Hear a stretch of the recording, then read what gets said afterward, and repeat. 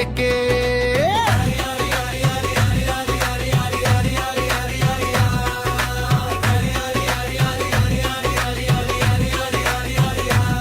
गली गली में चर्चा बा, नाम हमारे छा गए।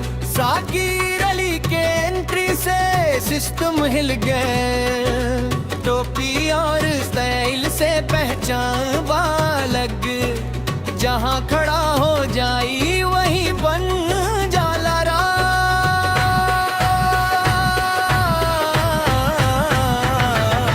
दबदा बाबा रंगदारी बा, साकिर अली के चलती सरकारी बा। नाम सुन के लोग कब जाला, एंट्री से पूरा शहर हिल जाला। दबदा बाबा रंगदारी बा, साकिर अली के चलती सरकारी बा। नाम सुन के लोग कब जाला, एंट्री से पूरा शहर हिल जाला।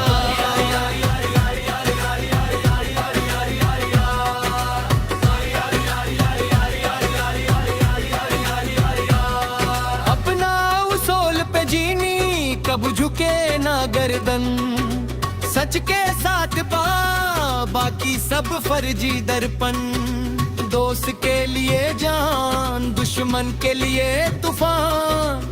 साकिर अली नाम याद रखी सारा जहां।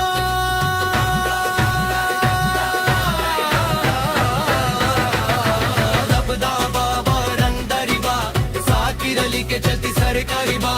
नाम सुन के लोग कब जाला, एंट्री से पूरा शहर हिल जाला। दबदा बाबा रंगदारी बा, साकिर अली के चलती सरकारी बा। नाम सुन के लोग कब जाला, एंट्री से पूरा शहर हिल जाला।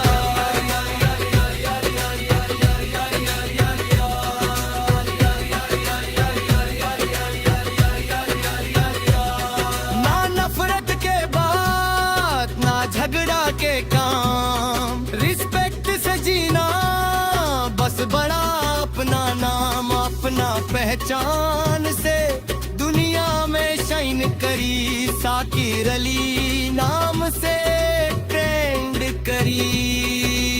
लिख ला हिस्ट्री में नाम हमर साकिर अली, सबसे अलग सरद दबदबा रहेगा। नाम घूमेगा भोजपुरी दुनिया में राज करेगा।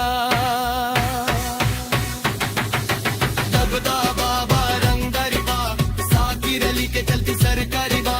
नाम सुन के लोग कब जाला, एंट्री से पूरा शहर हिल जाला। दबदा बाबा रंगदारी बा, साकिर अली के चलती सरकारी बा।